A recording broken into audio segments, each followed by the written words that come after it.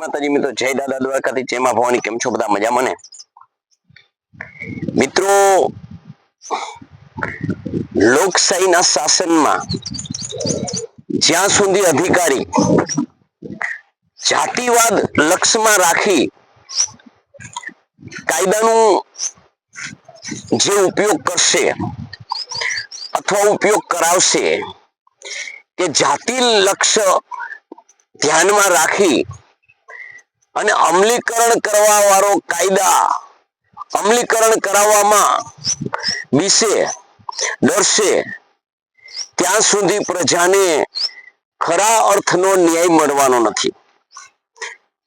જે અત્યારે થાય છે ને, જે બંધારણ પ્રમાણે દરબાર હોય કે દલિત, કાયદો બધાને સરખો, આ દ્રષ્ટિ જ્યારે હર કોઈ અધિકારીની દ્રષ્ટિમાં આવશે અને કોઈ પણ જાતિ ભાતિથી ડર્યા વગર કાયદાનું અમલીકરણ કરાવશે ને, ત્યારે જ ખરા અર્થની લોકશાહી અને ખરા અર્થનો ન્યાય હર કોઈ નાગરિક મેળવી શકશે અને અધિકારી અપાવી શકશે। પણ જ્યાં સુધી અધિકારીના જ મનમાં જાતિવાદ છે, જ્યાં સુધી કોઈ પણ એવી કોઈ જાતિ નથી કે જે અન્યાય કરે, એમાં દરબાર હોય, દલિત હોય કે અન્ય સમાજ હોય, અને એને અનુલક્ષીને જો ન્યાય કરવા માંગે ને, તો એ અધિકારી એકેને ન્યાય ન અપાવી શકે।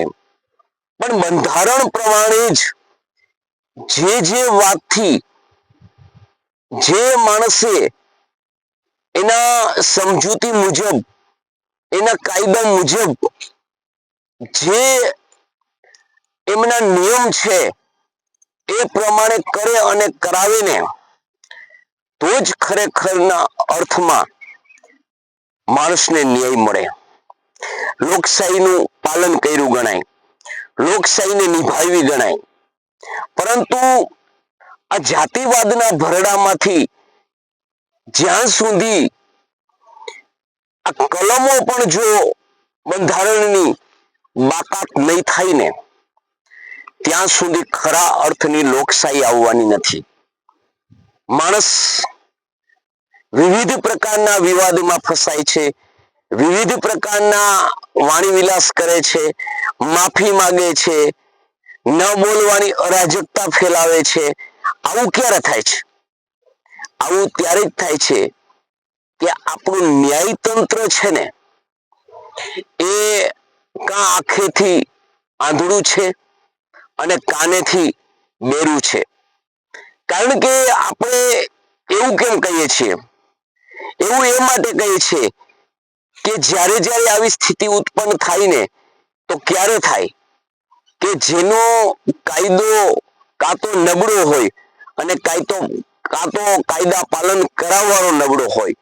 એટલે જે કાયદો તો નબળો ન જ હોય, પરંતુ એનું પાલન કરાવવાનો જ્યાં સુધી અધિકારી જાતિને લક્ષી અને ન્યાય કરશે, જાતિને લક્ષી ન્યાય કરવામાં બીશે, જાતિને લક્ષી અને કોઈ પણ ફેસલો સુનાવવામાં નાનપ કે મોટપ અનુભવશે, ત્યાં સુધી પ્રજાને કોઈ દિવસ ન્યાય મળવાનો નથી। એટલે ખરા અર્થની અંદર માણસ ન્યાયથી વંચિત રહેતો હોય તો જે ન્યાય પ્રક્રિયા પર સ્થિત કરેલા અધિકારીઓ જે છે, વકીલો છે, ન્યાય અપાવવાનું માધ્યમ છે, અને ન્યાય આપવા જે ન્યાયાધીશ છે, જ્યાં સુધી જે અધિકારીના કાર્યોમાં, જે અધિકારીના કર્મ પ્રમાણે, એની શૈલી પ્રમાણે અને એના જવાબદારી પ્રમાણે જે પ્રક્રિયા આવે છે, એ પ્રક્રિયામાંથી આવા ભેદભાવો જોઈ અને એકાબીજી ખો આપે છે, પોતાની જવાબદારી નથી નિભાવતા, ત્યાં સુધી ખરા અર્થની લોકશાહી આવી શકે નહીં।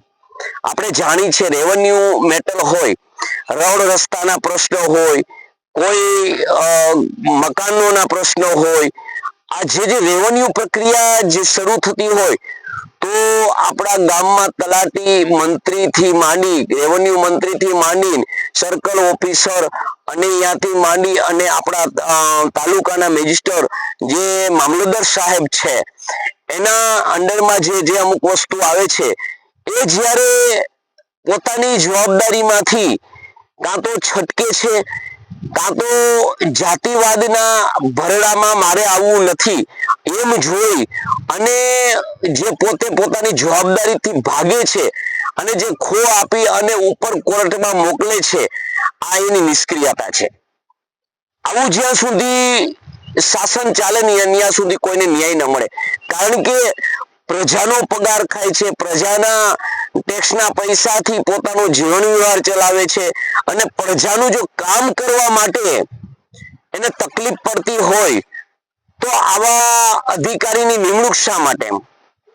જો નાના નાના પ્રશ્નો હોય, રોડ રસ્તાના પ્રશ્નો હોય, જમીનોના પ્રશ્નો હોય, નાના નાના સેમ્પલ સેઢાના વાંધા હોય, આવા વાંધા જ્યારે કોર્ટ કચેરીમાં ભરાતા હોય તો આખિર મામલતદારનું કામ શું છે? આપણે મામલતદારની જરૂર શું છે? મામલતદાર સાહેબ કોઈ પોતાની જવાબદારી માંથી તમે જો તો કા તમે જાતિવાદથી એને ન્યાય ન આપી શકતા હોય, કા જાતિવાદ કા કોઈ પણ પ્રલોભનથી ન્યાય ન આપી શકતા હોય, કા કોઈ જે ગમે તે હોય પણ જે પોતાના જે ફરજમાં આવે છે એ ફરજ નિભાવ્યા વગર ખાલી એમને 75% એની જવાબદારી જે છે જવાબદારીમાં આવતું કામ એ કોર્ટમાં મોકલી દેશે અને પરિણામે કોર્ટમાં જે કેસોના ભરાવા થાય છે, વર્ષો સુધી વારા નથી આવતા, વર્ષો સુધી ન્યાયથી વંચિત રહે છે. તો એક તો માણા પોતાનું આજીવિકા ચલાવવા માટે અત્યારે મુશ્કેલ સમય હોય એવામાં વકીલોની ફી આ બધા જે ઘટના ઘટે છે અને જે સમસ્યાઓ ઊભી થાય છે એનું કારણ એક છે કે પાયાનો જે અધિકારી જે છે, પાયાનો અધિકારી પોતાની જવાબદારીમાંથી છટકે છે, પોતાની જવાબદારી નિભાવવા તૈયાર નથી અને ખાલી પગાર ખાવા તૈયાર છે. ત્યારે બીજા નંબરના અધિકારીની જવાબદારી વધે છે. પરિણામે એ પણ પોતાની જવાબદારીમાંથી અમુક ટકા જે એવા કેસો હોય એ કેસોને ઉપર મોકલે છે અને પરિણામે જે નાગરિક છે છેલ્લે વાળાનો એ ન્યાયથી વંચિત રહે છે. માટે લોકશાહીની અંદર હું તો કહું એવું હોવું જોઈએ કે જેની જવાબદારીમાં છટકે એ અધિકારીનો સમૂહમાં નાગરિકોને બહિષ્કાર કરવો જોઈએ. કામ નાગરિકોને એક એવો દિવસ હોવો જોઈએ એના પાસે જવાબ માંગવો જોઈએ કે જે જવાબદારી તમારામાં આવે છે અને એ જવાબદારી નિભાવવા તમે માંગતા નથી, એ જવાબદારી તમે જાતિ ભાતિના વિવાદમાં લઈ જાઓ છો. અમે આને ન કરી શકીએ, અમે આ જ્ઞાતિ ઉપર આમ ન કરી શકીએ, અમે આ જ્ઞાતિ ઉપર આવું ન કરી શકીએ, આવા જે વિશેષણો વાપરી અને તમારે જો કરવું હોય તો બધું કરો છો એ પણ મેં જોયું છે. પણ નથી કરવું ને એટલે તમે જે આવા પ્રશ્ન મૂકો છો અને એની જ્યારે આપણે આરટીઆઈ કરી છે કે તમે આવું કેમ કરી શકો, ત્યારે આરટીઆઈ નો પણ હવે પબ્લિકને એનો અધિકાર છે, એનો જવાબ દેવા પણ આ બંધાયેલ નથી. આવું વર્તન કરે છે કારણ કે જે ઉપરથી તંત્ર જ ખોટું છે, જે આપણા પોલિટિકો ચૂંટી છે એ જ ભ્રષ્ટ છે. એટલે આવા અધિકારીઓ જે માથા કાઢી જાય છે અને પરિણામે માણસ ન્યાયથી વંચિત રહે છે. ખરા અર્થની લોકશાહી માટે આ બધું કલંક છે. એટલે મિત્રો મારું કહેવાનો મતલબ એક જ છે કે જ્યારે સાચા અર્થની જો તમારે ન્યાય પ્રક્રિયા લાવવી હોય તો જે ન્યાયના પ્રક્રિયામાં બંધાયેલ છે એને તમારે કાયદા અનુસાર, બંધારણ અનુસાર એને ભાન કરાવી જોઈએ, એને સમજાવવું જોઈએ, એકતા ઊભી કરવી જોઈએ અને ગમે તે થાય પણ એના પાસેથી જ જવાબ માંગવો જોઈએ. નહીતર એના માથે જે બંધારણ પ્રમાણે અદાલતમાં એ અધિકારીને ખેંચી જવો જોઈએ. તો જ તમારી આવનારી પેઢી માટે ભાવિ ઉજળું છે, નકર ધૂંધળું જ છે. તો મારો વિડીયો કેવો લાગ્યો? જય માતાજી, જય દાદા દ્વારકાથી, જય માં ભવાની.